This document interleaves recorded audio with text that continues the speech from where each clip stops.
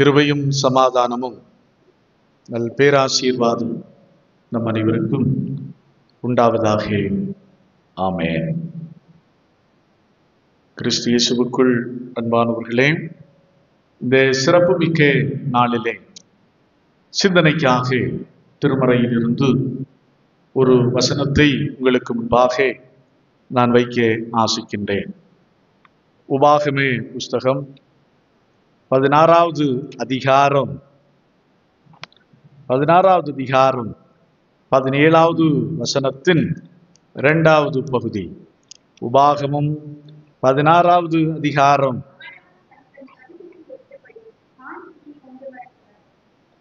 அவன் அவன் தன் தன் தகுதிக்கு ஏற்றபடி காணிக்கையை கொண்டு வர கடவன்.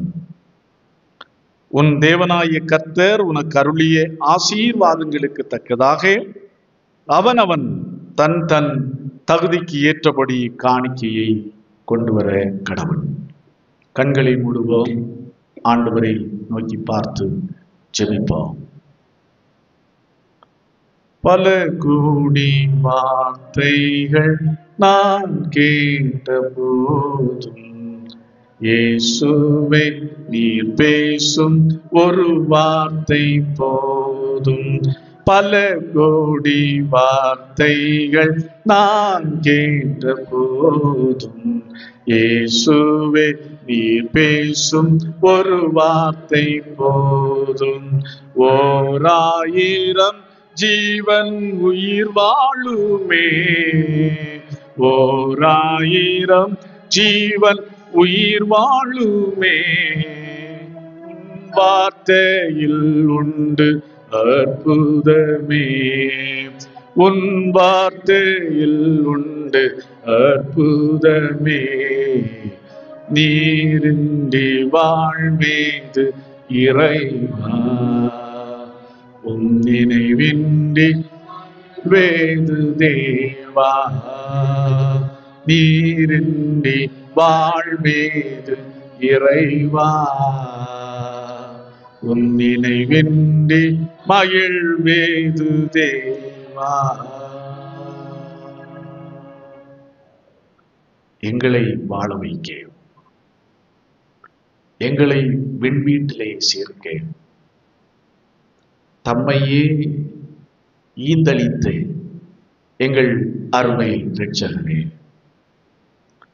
இந்த ஆசீர்வதிக்கப்பட்ட அக்டோபர் மாதத்தின் முதல் ஓய்வு நாளின் இந்த காலை வேளைக்காக உம்மை நாங்கள் ஸ்தோத்தரிக்கின்றோம். ஆம் கர்த்தாவே, இந்த நாளிலே எங்கள் வாழ்க்கையிலே நீர் அருளி செய்து வருகிற நன்மைகளை உணர்ந்த பிள்ளைகளாய் ஆண்டவரே, பற்பல காணிக்கைகளோடு உம்முடைய சமூகத்திலே நாங்கள் கடந்து வந்திருக்கிறோம். ஆம் கர்த்தாவே, நீர் எங்களுக்காக தம்மையே கொடுத்தவர். அதற்கு ஈடாக எந்த காணிக்கையும் செலுத்த முடியாது.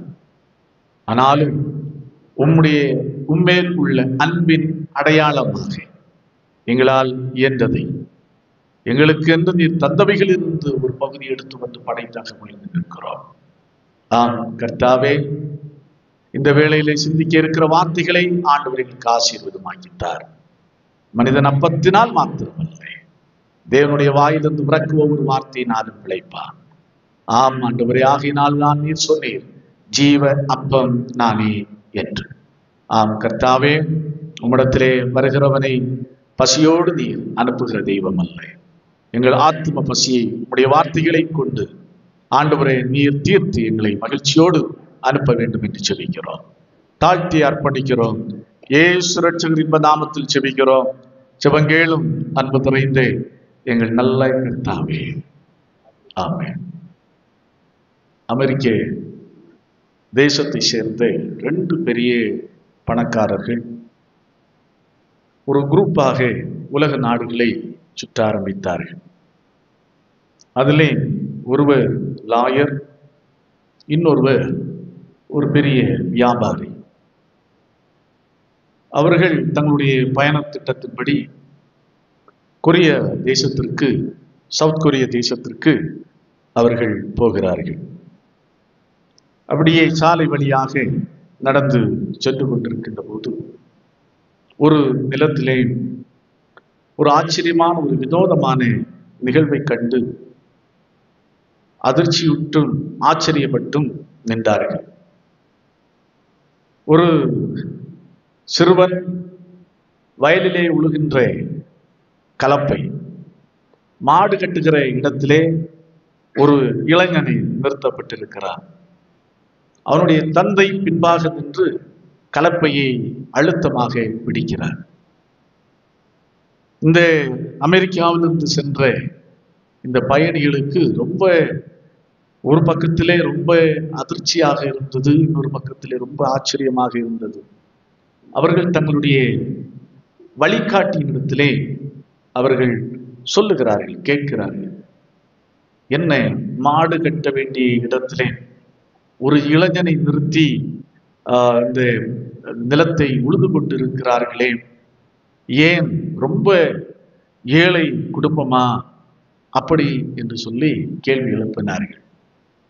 வழிகாட்டி சொன்னார், இல்லை இல்லை, அவர்கள் ஏழை ஒன்றும் இல்லை. அண்மையிலே தான் அவர்களுடைய ஊரில் ஒரு ஆலயம் கட்டப்பட்டது. ஆலயம் கட்டப்பட்ட சூழ்நிலையிலே அவர்களிடத்திலே கொடுப்பதற்கு ஒன்றும் இல்லாத நிலை வந்தபோது தங்களுடைய உழுவதற்காக வைத்திருந்த மாட்டை விற்று அவர்கள் ஆலயத்திற்காக, இறை பணிக்காக, இறை திட்டத்திற்காக அவர்கள் கொடுத்தார்கள். ஆகையினாலே தான் இப்போது மாடு நிற்க வேண்டிய இடத்திலே தன்னுடைய மகனை நிறுத்தி உழுது கொண்டிருக்கிறார். அவருடைய பேர் சினோய் அப்படி என்பதுதான் அவருடைய பேர். அப்படி என்று வழிகாட்டி மிக தெளிவாக, மிக அழகாக எடுத்துரைத்தார். உடனே இந்த அமெரிக்கர்களுக்கு ரொம்ப ஆச்சரியம். ஆகா, என்ன எவ்வளோ பெரிய தியாகம், எவ்வளோ பெரிய ஒரு சாக்ரிஃபைஸ் அப்படி என்று சொன்னார்கள். உடனே வழிகாட்டி சொன்னார், அதை அவர்கள் தியாகமாக அவர்கள் அதை நினைக்கவில்லை. அதை அவர்கள் எப்படி நினைக்கிறார்கள் என்று சொன்னால், ஒரு வாய்ப்பாக அவர்கள் அதை கருதுகிறார்கள். எங்களிடத்திலே கடவுளுக்காக அட்லீஸ்ட் ஒரு கொடுப்பதற்கு ஒரு மாடாவது இருந்ததே, அதை நினைத்து அவர்கள் சந்தோஷப்படுகிறார்கள். அந்த மாட்டுக்காக கடவுளை துதிக்கிறார்கள். மாடாவது இருந்தது, அந்த வாய்ப்புக்காக அவர்கள் நன்றி செலுத்தி வாழ்கிறார்கள். ஆகையினால் அதை அவர்கள் தியாகமாக, கொடுத்ததை தியாகமாக அவர்கள் நினைக்கவில்லை. அவர்கள் ஒரு வாய்ப்பாகத்தான் அவர்கள் அதை கருதுகிறார்கள். அப்படி என்று அந்த வழிகாட்டி மிக தெளிவாக சொல்லி முடித்தார். கிறிஸ்து இயேசுவுக்குள் அன்பானவர்களே, இன்றைக்கு காணிக்கையை பற்றி பல விதங்களிலே, பல கோணங்களிலே பிரசங்கிக்கப்படுகின்றன. மக்களை அச்சுறுத்தி எல்லாம் காணிக்கைகள் எல்லாம் வாங்கப்படுகின்றன. மக்களும் காணிக்கை பற்றி உள்ள ஒரு தெளிவு இல்லாமல், சில நேரத்தில் பயத்தின் நிமித்தமாகவும், சில நேரத்தில் வேற கடமைக்காக அப்படி என்றெல்லாம் அவர்கள் காணிக்கை கொடுக்கிறார்கள். ஆனால் காணிக்கை கொடுப்பது என்பது கடவுள் நமக்கு தந்திருக்கிற ஒரு வாய்ப்பு என்பதை நாம் உணர வேண்டும். இதை நாளுக்குரிய சிந்தனைக்குரிய பகுதியை பாருங்கள். உபாகமம் 16வது அதிகாரம் 17வது வசனத்தின் 2வது பகுதி. கர்த்தர் உனக்கு அருளிய ஆசீர்வாதத்திற்கு தக்கதாக அவன் தன் தகுதிக்கு ஏற்றபடி காணிக்கையை கொண்டு வர கடவுள். காணிக்கையை கொண்டு வர கடவுள். இஸ்ரேல் மக்கள் கிட்டத்தட்ட 7 பண்டிகைகளை மிக முக்கியமானதாக கொண்டாடினார்கள். அதை வடிகட்டி எடுத்து ஒரு 3 மிக முக்கியமான பண்டிகைகள். ஒன்று பஸ்கா பண்டிகை, 2 கூடார பண்டிகை, 3வது இந்த அறுவடை பண்டிகை. இதிலே நாம் இன்றைக்கு ஆசரித்து மகிழ்ந்து கொண்டிருப்பது அறுவடை பண்டிகை. ஏன் அறுவடை பண்டிகையை நாம் கொண்டாட வேண்டும்? பாருங்கள், இஸ்ரவேல் ஜனங்கள் கிட்டத்தட்ட 430 ஆண்டுகள் எகிப்திலே அடிமைப்பட்டு கிடந்தார்கள். அவர்கள் உழைத்தார்கள், ஆனால் அறுவடை செய்தது எகிப்தியர்கள். தங்களுக்கென்று சொந்த நிலம் எதுவுமே இல்லை. அவர்கள் அடிமையாகவே வாழ்ந்து அடிமையாகவே உழைத்துக் கொண்டிருந்தார்கள். அங்கிருந்து கடவுள் அற்புதகரமாய் அடிமைத்தனத்திலிருந்து அவர்களை விடுவித்தார். வனாந்தர பயணம் கிட்டத்தட்ட 40 ஆண்டுகள். அங்கே அவர்கள் முழுமையாக பயணத்திலே இருந்தார்கள். ஆகையினால் கடவுள் அவர்களை எப்படி போஷித்தார் என்று சொன்னால், மன்னாவை கொண்டு போஷித்தார்கள். இப்போது அவர்கள் வாக்குத்தத்தம் பண்ணப்பட்டபடி கானான் தேசத்தை அவர்கள் சுதந்திரிக்கிறார்கள். கானான் தேசத்தை சுதந்திரித்த பிற்பாடு அவர்களுக்கு நில உரிமை கிடைக்கிறது, சொந்தமாக நிலம். அந்த நிலத்திலே அவர்கள் உழைக்கிறார்கள், அந்த நிலத்திலே அவர்கள் பயிரிடுகிறார்கள், அந்த நிலத்திலே அவர்கள் அறுவடை செய்கிறார்கள், அவர்கள் செழிப்பாக வாழ்கிறார்கள். ஆகையினாலேதான் கடவுள் மிக தெளிவாக திருவுளம் பற்றுகிறார். கர்த்தர் உனக்கு அருளிய ஆசீர்வாதத்திற்கு தக்கதாக அவன் தன் தகுதிக்கு ஏற்றபடி காணிக்கையை கொண்டு வர கடவன், அப்படி என்று சொல்லுகிறதை நாம் மிக மிக அழகாக பார்க்கிறோம். அவன் தன் தகுதிக்கு ஏற்றபடி காணிக்கையை கொண்டு வர கடவன். நாம் கிறிஸ்து இயேசுவுக்குள் அன்பானவர்களே, கடவுள் இந்த நாளிலே அர்ப்பன் ஸ்தோத்திர பண்டிகையை மகிழ்ச்சியோடு ஆசரித்து மகிழ்வதற்கான ஒரு மாபெரும் பாக்கியத்தை நமக்கு கோடைக்கானல் பகுதியிலே வாழ்கிற மக்களாகிய நமக்கு தந்திருக்கிறார். ஆகவே இதற்காக நாம் இந்த நாளிலே காணிக்கையை கொண்டு வந்திருக்கிறோம். ஆண்டவர் தந்திருக்கிற நிலத்திற்காக, காலாகாலங்களிலே அவர் தந்து வருகிற மழைக்காக, அந்த நிலத்திலே உழைப்பதற்கான ஆற்றலை தந்து வருவதற்காக, அவருக்கு நன்றி செலுத்தும் முகமாக, அவருடைய மகத்தான செயல்களை நினைத்து அவருக்கு நன்றி செலுத்தும் முகமாக இந்த நாளிலே நாம் காணிக்கைகளோடு ஆண்டவருடைய சமூகத்திலே கடந்து வந்திருக்கிறோம். அப்படி என்று சொன்னால் நாம் எப்படிப்பட்ட நிலையோடு நாம் ஆண்டவருக்கு கொடுக்க வேண்டும் என்பதை மாத்திரம் 3 காரியங்களை மாத்திரம் உங்களுக்கு முன்பாக தொட்டு வைத்து இந்த நாளுக்கான இறை செய்தியை நான் நிறைவு செய்ய ஆசிக்கின்றேன். முதலாவது வாசியங்கள் பார்க்கலாம். உபாகம புஸ்தகம் 26வது அதிகாரம் 2வது வசனத்தையும் 3வது வசனத்தையும் உன் தேவனாகிய கர்த்தர் உனக்கு கொடுக்கும் தேசத்தில் நீ பயிரிடும் நிலத்தின் கனிகளில் எல்லாம் ஒரு கூடையிலே வைத்து தமது நாம விளங்கும்படி தெரிந்து கொண்டிருக்கும் ஸ்தானத்திற்கு போய் ஆசாரியர்களிடத்திற்கு சென்று அவனை நோக்கி, கர்த்தர் எங்களுக்கு கொடுத்த பிதாக்களுக்கு ஆணையிட்ட தேசத்தில் வந்து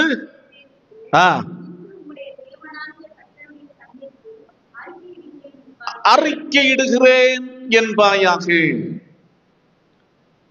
கடவுளுடைய செயலை நினைத்து அறிக்கையிட்டு கொடு.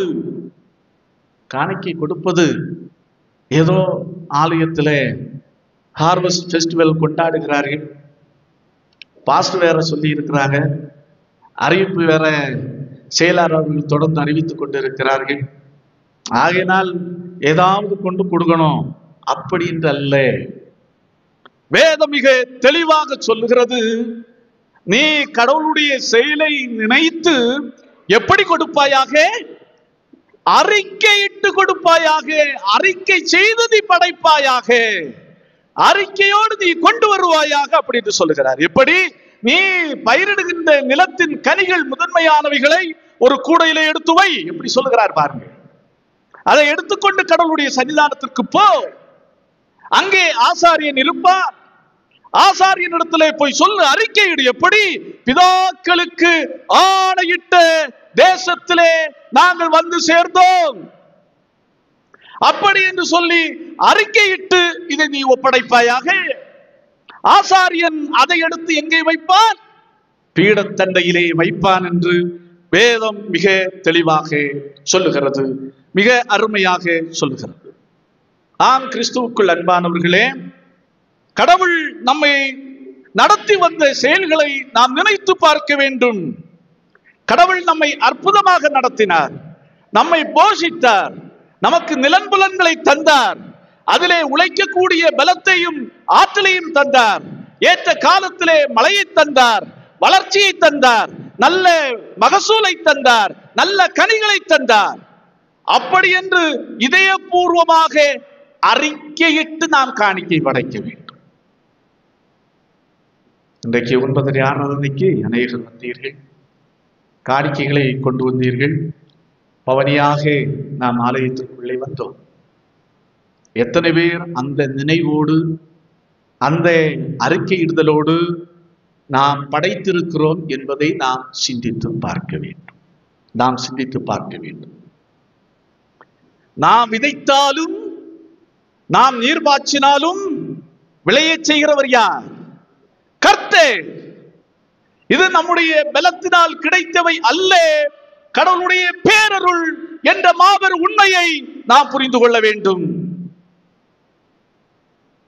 நமக்கு நிலத்தை சொந்தமாக நிலத்தை வைத்திருப்பதற்கான கிருபையை தந்திருக்கிறார், தண்ணீரை தருகிறார், நிலைமையை தருகிறார். அறிஞர் அண்ணா அவர்கள் ஒரு சிறுகதை ஒன்று, ஒரு புத்தகத்தை அவர்கள் வெளியிட்டார்கள். அந்த புத்தகத்தினுடைய பேர் செவ்வாழை. ஒரு சிறுகதை புத்தகம், செவ்வாழை. செவ்வாழை என்பது அந்த புத்தகம், சிறுகதை. அல்ல, மிக அந்த காலத்தினுடைய நிலையிலே மக்கள் எவ்வாறு வாழ்ந்தார்கள் என்பதை அந்த சிறுகதை மிக அருமையாக சுட்டி காண்பிக்கிறது. மலையன் என்ற ஒரு தாழ்த்தப்பட்ட சமூகத்தை சார்ந்தவன். அவன் வீட்டு தோட்டத்திலே ஒரு செவ்வாழை ஒன்றை நடுகின்றான். குடும்பமாக, மனைவி, பிள்ளைகளாக மிக கருத்தாக அந்த செவ்வாழையை வளர்த்து வருகிறார்கள். செவ்வாழையும் அற்புதமாக வளர்கிறது, கொலையும் விடுகின்றது. ஒவ்வொரு நாளும் அந்த செவ்வாழையை பார்த்து அவர்கள் காத்திருக்கிறார்கள். எப்போது இது விளையும், இதன் கனியை நாம் பறித்து எடுத்து சாப்பிடலாம் அப்படி என்று மலையனும் மனைவி பிள்ளைகளும் ஒவ்வொரு நாளும் எதிர்பார்ப்போடு அவர்கள் காத்திருக்கிறார். கண்ணும் கருத்துமாக அவர்கள் காத்தார்கள். மட்டுமல்ல, பழத்திற்காக அவர்களும் காத்திருக்கிறார்கள். அந்த கொலையை வெட்ட வேண்டிய தருணத்திலே உயர் ஜாதி பண்ணையர் வருகிறார். பண்ணையர் வந்து அந்த கொலையை அப்படியே கட் பண்ணி எடுத்துக்கொண்டு போய்விடுகிறார். திகைத்து போய் நிற்கிறார்கள். மலையனும் மனைவியும் பிள்ளைகளும் திகைத்து போய் நிற்கிறார்கள். என்ன இது? பிள்ளைகள் கேட்கிறார்கள், என்னப்பா இது? நாம் உழைத்தோம், நாம் பயிரிட்டோம், நாம் தான் நீர் பாய்ச்சினோம், பழத்துக்காக எவ்வளவு ஆவலோடு காத்திருந்தோம், ஆனால் அவன் வந்து பறித்து எடுத்துக்கொண்டு போய்விட்டாரே அப்படி என்று பிள்ளைகள் சொன்னபோது மலையன் பிள்ளைகளை பார்த்து சொல்லுகிறார், நாம் எதையும் பேசவோ கேட்கவோ தகுதி இல்லாதவர்கள் அப்படின்னு சொன்னார். நாம் எதையும் பேசவோ கேட்கவோ தகுதி இல்லாதவர்கள். இப்படிதான் ஒரு காலம் நமக்கு இருந்தது. இப்பேற்பட்ட ஒரு சூழ்நிலையிலே தான் நாம் வாழ்ந்து கொண்டிருந்தோம். நாம் எப்படி விடுதலை பெற்றோம்? மிஷனரிமார்களுடைய வருகையினாலே தான் நாம் விடுதலை பெற்றோம். அவர்கள் தந்த கல்வி, அவர்கள் தந்த விழிப்புணர்வு, இவைகள் எல்லாம் நம்முடைய அறிவு கண்களை திறந்தது. குரல் கொடுத்தார்கள், விடுதலைக்காக போராடினார்கள், விடுதலையை பெற்றார்கள். இப்படிதான் மனிதன் சுதந்திரமாக நிலத்தை வாங்கவும், நிலத்திலே பயிரிடவும், அந்த பயிர் விளைச்சலை தானே அனுபவிக்கக்கூடிய ஒரு பாக்கியம் பெற்றான். இந்த பாக்கியத்தை நமக்கு கடவுள் தந்திருக்கிறார் அல்லவா? ஆகையினால் இதை அறிக்கையிட்டு நீ காணிக்கை படைப்பாயாக, அறிக்கை செய்து காணிக்கை படைப்பாயாக. நிலம் இல்லாதவனாயிருந்தேன், நிலத்தை எனக்கு தந்தீர். பயிர் விடுவதற்கான பலத்தை தந்தீர். தண்ணீருக்காக காத்திருந்தேன், ஏற்ற காலத்திலே மழையை தந்தீர். அப்படி என்று உணர்ந்து அறிக்கை செய்து நீ காணிக்கை படைப்பாயாக. அடுத்ததாக, இரண்டாவதாக நாம் எப்படி படைக்க வேண்டும் அப்படி என்று சொன்னால், வேதம் மிக அழகாக சொல்லுகிறது பாருங்கள். அப்போஸ்தலர் நடபடிகளின் புஸ்தகம் 5வது அதிகாரம் 4வது வசனம். அப்போஸ்தலர் நடபடிகளின் புஸ்தகம் 5வது அதிகாரம் 4வது வசனத்தின் பிற்பகுதி. நீ மனுஷனிடத்தில் அல்ல, தேவனிடத்தில் பொய் சொன்னாய். நீ மனுஷனிடத்தில் அல்ல, தேவனிடத்தில் பொய் சொன்னாய். அப்போ கடவுளுடைய சமூகத்திலே காணிக்கை படைக்கின்ற போது நாம் எப்படி கடவுளுடைய செயலை நினைத்து உணர்ந்து அனுபவித்து ஆண்டவருடைய சமூகத்திலே அறிக்கை செய்து காணிக்கை படைக்க வேண்டும். ஒன்று. இரண்டாவது, எப்படி படைக்க வேண்டும் என்று சொன்னால், உண்மையுடன் கொண்டு காணிக்கை படைக்க வேண்டும். உண்மைத்தன்மை இருக்க வேண்டும். காணிக்கை, முதலாவது காணிக்கை என்ற சிந்தனையே யாருடைய மனதில் தோன்றிற்று என்று சொன்னால் காயின் தான். காயின் தான் முதலாவது கடவுளுக்கு காணிக்கை அவன் படைக்கின்றான். ஆதியாகமம் புஸ்தகம் 4வது அதிகாரத்தை வாசித்து பார்க்கின்ற போது நாம் மிக தெளிவாக கண்டுகொள்ள முடியும்.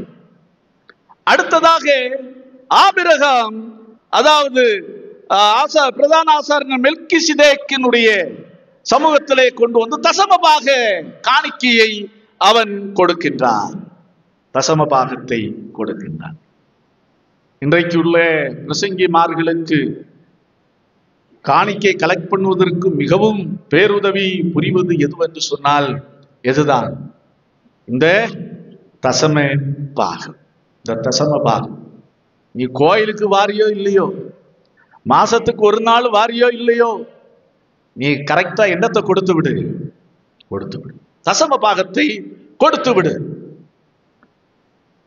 பாருங்கள், அதே போல பழையற்பாட்டு காலத்திலே ராஜாக்கள் நாட்டை வழிநடத்துவதற்கு, அதாவது நாட்டை ஆளுவதற்கு என்ன கொடுத்தார்கள் என்று சொன்னால் காணிக்கின்ற தசம பாகம் கொடுத்தார்கள்.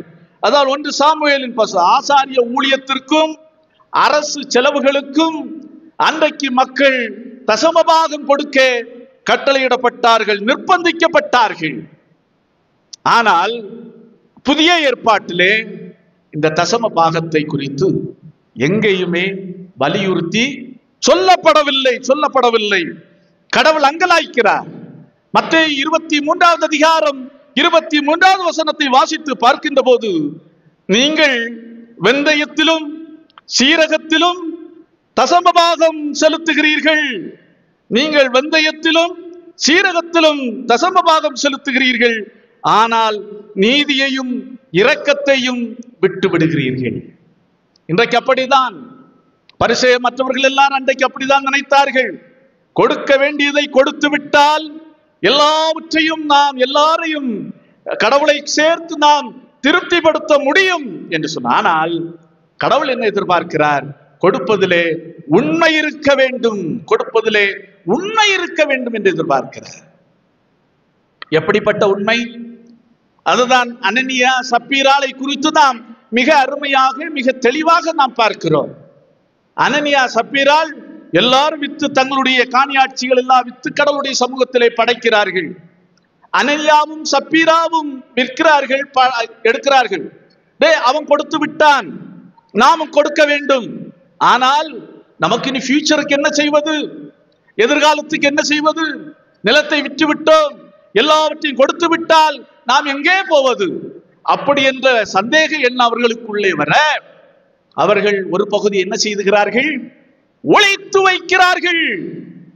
அவர்கள் ஒரு பகுதியை ஒளித்து வைத்து விட்டு போகிறார்கள். அப்ப பேதுரு கேட்கிறான், இவ்வளவுதானா நீங்கள் விற்றீர்கள்? இல்லை இல்லை, எங்களுக்கு கொஞ்சம் பயம் வந்து விட்டது எதிர்காலத்தை குறித்து, ஆகையினால் கொஞ்சம் எடுத்து வைத்திருக்கிறோம். அப்படி என்று உண்மையை சொல்லி இருப்பார்களானால் அவர்களுக்கு எதுவும் சம்பவித்திருக்காது.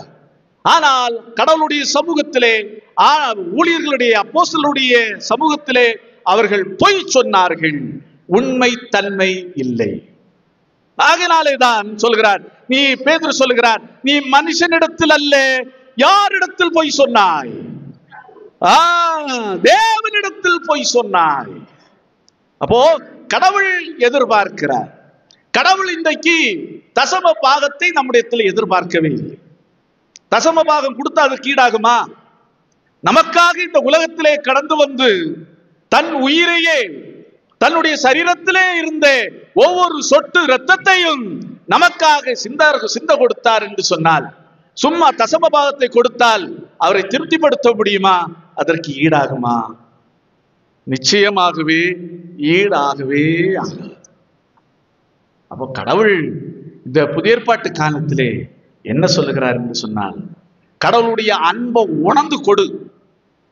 அப்படி என்று சொன்னால் அந்த அன்பை உணர்கின்ற போது எத்தனை பெர்சன்டேஜை தாண்டும்?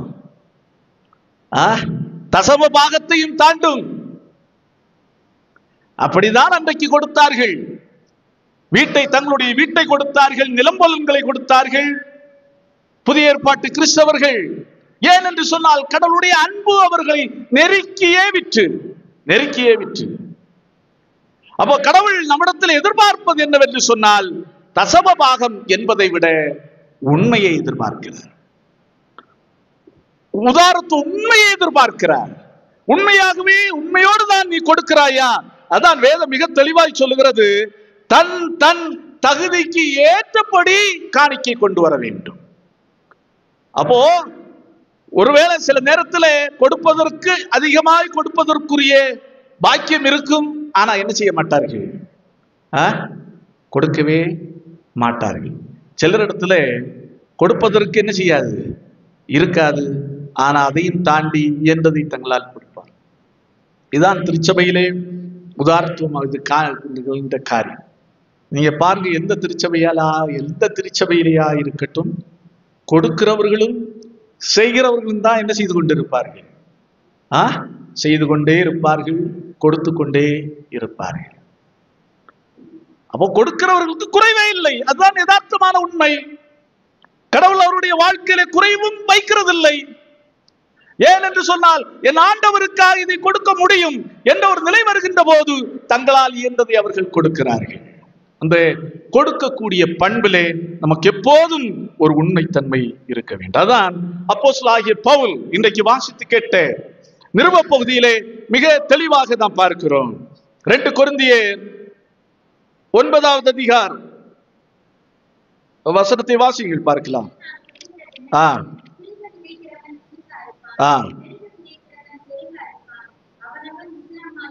அவனவன் விசனமாயும் அல்ல, கட்டாயமாயும் அல்ல, மனதில் நியமித்தபடியே கொடுக்க கடவன். உற்சாகமாய் கொடுக்கிறவனிடத்தில் பிரியமாயிருக்கு. ஆகையினால்தான் அழுதல்ல. ஐயோ, வேற பாஸ்டருக்கு தொல்லை தாங்க முடியல, சபையிலையும் தொல்லை தாங்க முடிய மாட்டேங்குது, அழுதல்ல. உற்சாகமாய் கொடுக்கிறவனிடத்தில் கடவுள் பிரியமாயிருக்கிறார். முன்னாடி நம்முடைய திருச்சபையில எல்லாம் ஒரு வழக்கம் இருந்தது.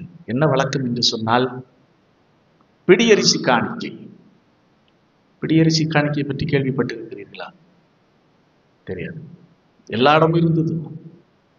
அதாவது சமைக்க போகின்ற போது பெண்கள் இப்போது 5 பேருக்கு சமைக்கிறார்கள் என்று சொன்னால் அரிசியை போடுவார்கள். 5 பேருக்கு என்று அரிசியை போடுவார்கள்.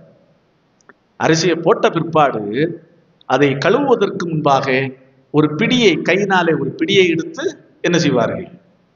காணிக்கையாக ஒதுக்கி வைப்பார்கள். அதான் பிடி அரிசி காணிக்கை. தங்களுக்கென்று சமைப்பதற்காக வைத்திருக்கிற அரிசியிலிருந்து 5 பேருக்கு என்று கணக்கு போட்ட அரிசியிலிருந்து ஒரு பிடியை எடுத்து ஒதுக்கி வைப்பார்கள். அதான் பிடி அரிசி காணிக்கை. அந்த காணிக்கையே வரும் பாருங்க ஒரு காலகட்டத்தில் ஆலயத்திற்கு. இன்றைக்கு அவ்விதமான கொடுக்கின்ற காரியங்கள் எல்லாம் நம்மை விட்டு மறைந்து போய்கொண்டே இருக்கின்றன. மிசோராமிலே ஒரு சர்ச் இருக்கிறது, பிரெஸ்பிட்டேரியன் என்ற ஒரு சபை இருக்கிறது. நமக்கு இன்றைக்கு இங்க ஐஎல்சி இருக்கிற மாதிரி மிசோராமிலே பிரெஸ்பிட்டேரியன் என்ற ஒரு சபை இருக்கிறது. அந்த சபையிலே ஆண்டிற்கு இந்த பிடியரிசி காணிக்கை மட்டும், மொத்தத்திலே சொல்கிறேன், இந்த காங்கிரேஷன், இந்த பிரெஸ்பிட்டேரியன் திருச்சபைகள் எல்லாம் சேர்த்து கொடுக்கின்ற, இந்த பெண்கள் சேர்த்து கொடுக்கின்ற அந்த பிடியரிசி காணிக்கை நாள் உள்ள வருமானம் மட்டும் எவ்வளவு என்று சொன்னால் 9 கோடி ரூபாய். அப்போ ஏன் சொல்ல வாரேன் என்று சொன்னால், தொகையை நான் சொல்ல வரவில்லை, மக்கள் எவ்வளவு உற்சாகமாக கொடுக்கிறார்கள் என்பதை காண ஒரு வெளிப்பாடு அது. ஒரு முறை ஒரிஷா மாநிலத்திலே மிகவும் பின்தங்கிய கிராமத்திலே பார்வையிடக்கூடிய ஒரு பாக்கியம் எனக்கு கிடைக்கும். மிகவும் மிகவும் பின்தங்கிய ஒரு கிராமம். அங்க ஒரு டீ குடிச்சேன். ஒரு டீயினுடைய விலை 2 ரூபாய். ஒரு 4-5 ஆண்டுகளுக்கு முன்னே வைத்துக் கொள்ளுங்களேன், 2 ரூபாய் ஒரு டீயினுடைய விலை. மிகவும் ரிமோட் வில்லேஜ். அங்க ஒரு லுத்தரன் சர்ச் இருக்கிறது. அங்கே ஒரு லுத்தரன் சர்ச்சில் பார்த்தா உள்ள என்ன கட்டி வைத்திருக்கிறார்கள் என்று சொன்னால், இந்த ரைஸ் மில்ல அரிசி போடுவதற்கு கட்டி வைத்திருப்பார்கள் அல்லவா, இருக்கும், அதே மாதிரி வைத்திருக்கிறார்கள். மக்களுக்கு வேற எதுவும் கிடையாது. ஆனால் கொண்டு வருவதெல்லாம் எதுதான்? அந்த நெல் தான். அதோடு நிலைத்தினுடைய விளைச்சல் தான். அதை கொண்டு அதில் போடுவார்கள். அதை விற்று காசாக்கி அசஸ்மெண்ட் கட்டணும், அசஸ்மெண்ட் கட்டுவார்கள். திருச்சபையினுடைய செலவுகளை அவர்கள் கணக்கெடுக்கிறார்கள். யார் சொல்லவார் என்று சொன்னால், அப்பேற்பட்ட பின்தங்கிய கிராமத்திலே கூட மக்கள் கொடுப்பதிலே, ஆண்டவருக்கென்று கொடுப்பதிலே ஒருபோதும் அவர்கள் சளைத்து போனதே இல்லை. ஆகினாலே தான் பேதுரு கேட்டார், எப்பா அனனியாவே, நீ மனுஷனிடத்தில் அல்ல தேவனிடத்தில் போய் சொன்னாய். ஏன் போய் சொன்னாய்? நான் உன்கிட்ட கேட்டனா? நீ வித்து கொண்டு வா என்று நான் உன்கிட்ட சொன்னா? மற்றவன் கொடுக்கிறான், நானும் கொடுக்கிறேன். சரி, வித்ததை வித்த கொடுக்கிற உண்மையை சொல்லி இருக்கலாம். அல்லது நீ அதையும் நீ மறைக்கிறாய். ஏன் கடவுளுடைய சமூகத்திலே மறைக்கிறாய்? அதற்கான விலை என்ன என்பது நமக்கு நன்றாக தெரியும். ஆம், கிறிஸ்து இயேசுவுக்குள் அன்பானவர்களே, 2024வது ஆண்டினுடைய அறுவடை பண்டிகையை நாம் கொண்டாடி மகிழ்ந்து கொண்டிருக்கிறோம். ஆண்டவர் அழைக்கிறார். எதற்கு அழைக்கிறார்? உண்மையோடு கொடுப்பாயாக, உண்மையோடு கொடுப்பாயாக அப்படின்னு அழைக்கிறார். அடுத்து 3வது, நாம் எதை நினைத்து கொடுக்க வேண்டும் என்று சொன்னார். வாசியங்கள் பார்க்கலாம். யோவான் 6வது அதிகாரம் 27வது வசனம். அழிந்து போகிற போஜனத்திற்காக அல்ல, நித்திய ஜீவன் வரைக்கும் நிலை நிற்கிற போஜனத்திற்காகவே கிரியை நடப்பியுங்கள். போதும். மீட்கப்படாதோரை நினைத்து கொடுப்பீர்களாக, மீட்கப்படாதோரை நினைத்து கொடுப்பீர்களாக. கிறிஸ்துனுடைய அன்பை அறியாமல், இன்னும் வாழ்க்கையிலே ருசிக்காமல் வாழ்ந்து கொண்டிருந்த மக்களை நினைத்து கொடுப்பீர்களாக. ஆகையினால் ஏதோ எனக்கு வயிறு நிறைகிறது, பசியாகிறது, கடவுள் அதை தருகிறார், ஏதோ கொண்டு கொடுப்போம், அப்படி என்று கொடுக்காதீர்கள். கடவுள் மிக தெளிவாக சொல்லுகிறார், இன்னும் இயேசுனுடைய அன்பை அறியாமல் உணராமல் வாழ்ந்து கொண்டிருக்கிற மக்களை நினைத்து நீங்கள் கொடுப்பீர்களாக. இந்த தரிசனங்கள் எல்லாம் நம்மிடத்திலே இன்றைக்கு வெகு குறைவாகத்தான் இருக்கிறார். இந்த இடத்திலே கோடைக்கானல் இவ்வளோ வளர்ச்சிக்கும், இந்த இடத்திலே இந்த அருமையான ஒரு திருச்சபை எழுப்புவதற்கும், ஒரு அருமையான ஸ்கூல் எழுப்புவதற்கும் மிக முக்கியமாக காரணமாக இருந்தது மிஷனரிமார்கள் தான். ஆனால் ஒன்றை நாம் புரிந்து கொள்ள வேண்டும், அந்த மிஷனரிமார்களை தாங்கினது எது? திருச்சபை.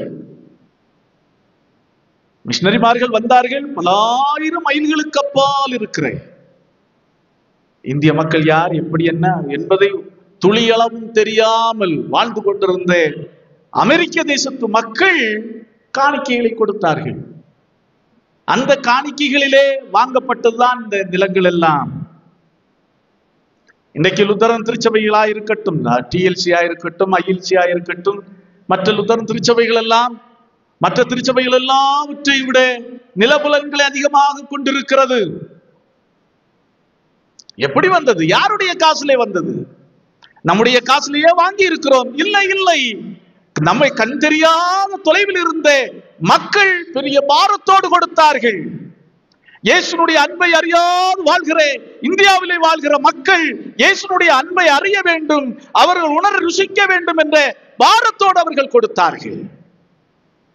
அப்போ நமக்கு இன்றைக்கு அந்த பாரம் நமக்கு தேவை, அந்த பாரம் நமக்கு தேவை. இது இன்றைக்கு நம்மிடத்திலே குறைந்து வருகிறது. அந்த பாரம் முன்னாடி இருந்த போதகர்களுக்கும் மற்றவர்களுக்கு இருந்திருக்கும் என்று சொன்னால், இன்னும் இதே கோடைக்கானல் திருச்சபையிலே பல திருச்சபைகள் எழும்பியிருக்கும்.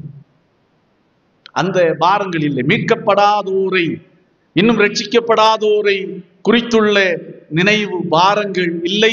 அவர்களுக்கு ஏன் செலவு செய்ய வேண்டும் என்ற எண்ணங்கள். இந்த பாரம் நமக்கு தேவை. ஒருவேளை நாம் சிறு கூடுகையாக இருக்கலாம், இந்த பாரம் நமக்கு தேவை. நான் இதுதான் சென்னை சூளைமேடு திருச்சபையில இருக்கின்ற போது மக்களுக்கு உணர்த்தின ஒரு காரியம். கடைசி வரை சொல்லி சொல்லி வந்து கடைசியிலே பழனி பகுதியிலே திருச்சபை இல்லாத இடத்திலே ஒரு ஃபீல்டை தொடங்கி அங்கே ஒரு மிஷனரியை நியமித்து அங்கே ஊழியத்தை ஆரம்பித்தோம். இன்றைக்கு நிலம் வாங்குவதற்காக அவர்கள் முயற்சித்துக் கொண்டிருக்கிறார்கள். அதுல ஒரு சிலருக்கு கருத்து வரும், ஏன் அவ்வளவு தொலைவில் போய் கொண்டு கொடுக்க வேண்டும், என்ன செய்வார்கள் எப்படி செய்வார்கள் தெரியாதல்லவா, அப்படின்னு இருக்கு.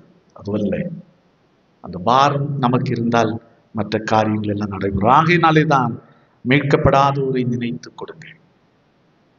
நாம் கிறிஸ்து இயேசுவுக்குள் அன்பானவர்களே, ஒரு மிக முக்கியமான காலகட்டத்திலே நாம் ஆண்டு விட்டிருக்கிறோம். 3வது உலகப் போர் வந்துவிடுமோ என்ற ஒரு அச்சம் இருக்கிறது.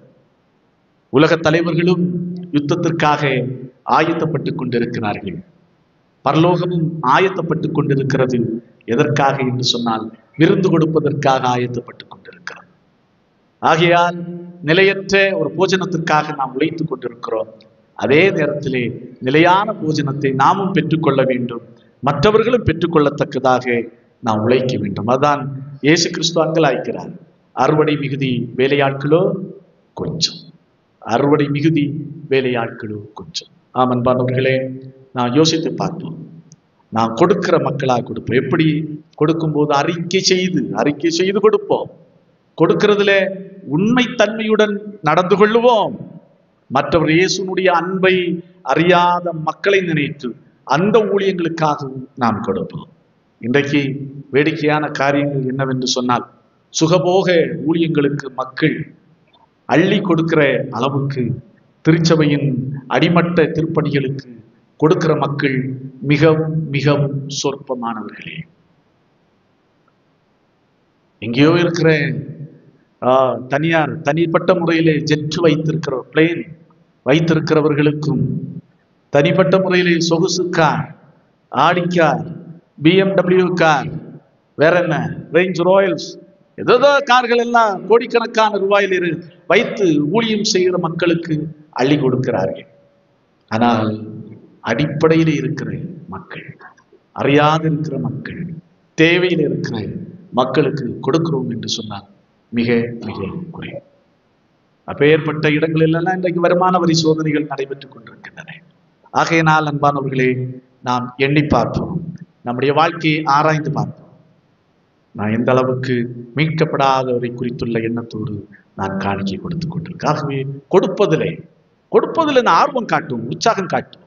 அது ஒருபோதும் நம்மை வீணாக விடுவதில்லை. கொடுப்பதற்கு மேலான நன்மைகளை ஆசீர்வாதங்களை ஆண்டவர் தருகிறார். அதான் வேதம் சொல்லுகிறது, உற்சாகமாய் கொடுக்கிறவனிடத்தில் கர்த்தர் பிரியமாயிருக்கிறார். கடமைக்காக இல்லை, ஏதோ பாஸ்டர் கேட்கிறார் என்பதற்காக இல்லை, கட்டாயத்தின் பேரிலும் அல்ல. உற்சாகமாய் கொடுக்க பழகுங்கள். ஆண்டவர் தந்திருக்கிறவைகள் என்று கொடுக்க பழகுங்கள். தசமமாக எல்லாம் நாங்க கேட்கல, உங்களால் இயன்றதை நீங்கள் கொடுங்கள், உண்மை தன்மையோடு கொடுங்கள். கடவுள் நிச்சயமாய் உங்களுடைய வாழ்வை, உங்களுடைய சன்னதியை செழிக்க செய்வார். உங்கள் நிலபுலங்களை ஆசீர்வதிப்பார். உங்கள் விவசாயத்தை வர்த்திக்க பண்ணுவார். ஏற்ற காலங்களில் மழையை தந்து செழிப்பை கட்டளையிடுவார். ஆண்டவர் தாம் இந்த வார்த்தைகளை கொண்டு நம்ம ஒருவரையும் ஆசீர்வதிப்பாராக. ஆமென். எல்லா புத்திக்கும் மேலான தெய்வ சமாதானம் உங்கள் இருதயங்களையும் சிந்தனைகளையும் கிறிஸ்து இயேசு நாமத்தில் காத்துக் கொள்வதாக. ஆமென்.